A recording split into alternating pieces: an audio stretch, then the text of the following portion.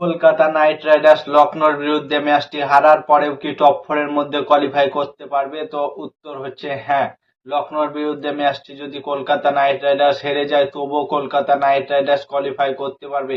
কি করে কোয়ালিফাই করতে পারবে সেটাই আজকের ভিডিওতে আলোচনা করব, এবং কোন টিম নিয়ে মাঠে নামলে লখনৌর বিরুদ্ধে ম্যাচটিও কলকাতা জিততে পারে এবং পরস্পর ম্যাচ জিতে এবং টপ ফোরের মধ্যে কোয়ালিফাই করবে, সেই সব নিয়ে আলোচনা করব আজকের ভিডিওটায়। তো কলকাতা ম্যানেজমেন্ট যদি টপ ফোরে যেতে চায় তাহলে পরস্পর ম্যাচগুলো যেতে হবে। একটা যদি ম্যাচ বাই চান্স যে কোনো মূল্যে হেরে যায় তাহলে অতটা ইফেক্টিভ পড়বে না, কিন্তু প্লাস পয়েন্টে লাগবে, কারণ কলকাতার মাইনাসে আছে। সেখান থেকে কলকাতাকে অনেকটা প্লাস পয়েন্ট লাগবে, কারণ হচ্ছে কলকাতা যদি 15 পয়েন্ট নিয়ে কোয়ালিফাই করতে চায় তাহলে তাদেরকে অনেকটা প্লাস পয়েন্ট লাগবে, কারণ 15 পয়েন্টে টপ ফোরের মধ্যে কোয়ালিফাই হবে, কিন্তু যার সব থেকে পয়েন্ট বেশি থাকবে সে পাবে, অ্যাভারেজ পয়েন্টে যার বেশি থাকবে সে কোয়ালিফাই করবে। একটা যে তিনটে টিম 16 থেকে 17 পয়েন্টের মধ্যে কোয়ালিফাই করবে এবং একটা যে কোনো টিম হচ্ছে 15 পয়েন্টে কোয়ালিফাই করবে, 14 এবং 15 পয়েন্টে কোয়ালিফাই করবে। সে অনুযায়ী কলকাতা নাইট রাইডার্সের চান্স অনেকটা বেশি। তারা যদি পরস্পর ম্যাচগুলো জিততে পারে তাহলে কলকাতা নাইট রাইডার্সের কোয়ালিফাই করার চান্স অনেকটা বেশি। তো কলকাতা নাইট রাইডার্সকে অনেক কিছু চেঞ্জেস করতে হবে এবং কলকাতা নাইট রাইডার্সকে মেন অস্ত্র হতে হবে তাদের ব্যাটিং লাইন আপ, কারণ তাদের যে 155 রান তুলতে গিয়ে তাদের ব্যাটিং লাইন আপে হিমশিম খেয়ে গিয়েছিল, সেই অনুযায়ী কলকাতা নাইট রাইডার্সের ব্যাটিং লাইন আপ একটু ইমপ্রুভ করতে হবে। তাদের ব্যাটিং লাইন আপটা আর একটু দুর্দান্ত মেজাজে খেলতে হবে, কারণ স্ট্রাইক রেটটা আরো বাড়িয়ে খেলতে হবে। নাইট রাইডার্সের যে অনুযায়ী টিম সাইবার্ট খেলেছিল এবং সুনীল নারায়ণ খেলেছিল এবং একটা প্লেয়ারও ঠিকঠাক ভাবে খেলতে হবে না। আজিমকে রাহানে খেলেছিল, না আঙ্কিশ রঘুবংশী, না ক্যামরন গ্রিন, না কোনো প্লেয়ার খেলতে পেরেছিল, কোনো প্লেয়ার খেলতে পারেনি। একমাত্র রিঙ্কু সিং এবং অনুকূল রয় দুজন মিলে শেষ অব্দি টিকে থেকে লাস্ট ওভার ম্যাচ গিয়ে ফিনিশার রোলটা এবং ফিনিশার টাচটা দিতে পেরেছিল, তার জন্য সেদিনকার ম্যাচটা জিততে পেরেছে। তো অনেক কিছু চেঞ্জেস করে মাঠে নামলে তাদেরকে দলকে অনেক মজবুত হবে। তো কোন কোন প্লেয়ার গুলোকে চেঞ্জ করতে পারে আজকের ভিডিওতে তাই নিয়ে আলোচনা করব। তো কলকাতা নাইট রাইডার্সের মেন চেঞ্জ করতে হবে ওপেনার পেয়ার, ওপেনার লিস্টটাকে চেঞ্জ করতে হবে। ওপেনার লিস্টে আজিমকে রাহানেকে দেওয়া যাবে না, তাদের ক্যাপ্টেনকে রাখানো যাবে না ওপেনার লিস্টে। ওপেনিং লিস্টে আনতে হবে টিম সাইফার্ট অথবা ফিনাল। তো ধরে নাও টিম সাইফার্ট আসলো ওপেনিং লিস্টে, তার সঙ্গে দিতে হবে সুনীল নারায়ণকে, কারণ সুনীল নারায়ণ কোনোদিন বল খেয়ে আউট হয় না।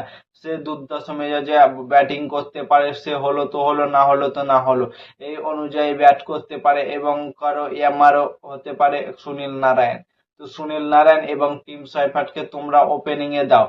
দু একটা ম্যাচ ফেল হলে কিছু করার নেই, কিন্তু টিম সাইফার্টকে এবং সুনীল নারায়ণকে তোমরা ওপেনিং এ দাও এবং ক্যাপ্টেনকে আজিমকে রাহানেকে রাখো তোমরা 3 নম্বরে এবং আঙ্কিশ রঘুবংশীকে 4 নম্বরে রাখো এবং 5 নম্বরে রাখো ক্যামরন গ্রিনকে।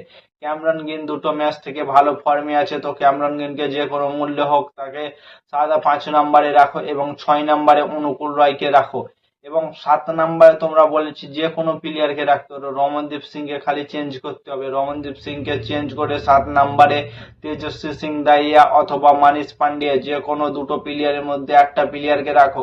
তো আমার মনে হয় মানিশ পান্ডিয়াকে তো চান্স দিয়েছিল, তেজস্বী সিং দাহিয়াকে যে কোনো মূল্যে হোক চান্স হোক এবং 8 নম্বরে আসবে অনুকূল রয়। মানে ভাবো আটটা ব্যাটিং থাকলো, প্রপার ব্যাটিং থাকবে আটটা কলকাতা নাইট রাইডার্সের কাছে। তাহলে ব্যাটিং লাইন আপটা কত ইমপ্রুভ হয়ে গেল এবং কত স্ট্রং হয়ে গেল দেখো ব্যাটিং লাইন আপটা। এবং বোলিং হিসাবে আসবে সুনীল নারায়ণ, আসবে না সুনীল নারায়ণ তো আছে ব্যাটিং এর দিকে, বরুণ চক্রবর্তী আসবে 9 নম্বরে এবং 10 নম্বরে আসবে মাথিসা পাথিরানা। মাথিসা পাথিরানা কলকাতা টিমে জয়েন হয়েছে এবং লখনৌর বিরুদ্ধে ম্যাচটি মাথিসা পাথিরানা খেলবে 100%। তো মাথিসা পাথিরানাকে 10 নম্বরে রাখো এবং ইয়ংগেস্ট প্লেয়ার সব থেকে ভালো বল করা প্লেয়ার কার্তিক তুগিকে তোমরা 11 নম্বরে রাখো। যে কোনো মূল্যে হোক কার্তিক তুগিকে 11 নম্বরে রাখো। আমার মনে হয় ব্যবহাররাকে বসিয়ে দেবে এবং কার্তিক তুগিকে 11 নম্বরে চান্স দেবে প্লেইং 11-এ কলকাতা নাইট রাইডার্স।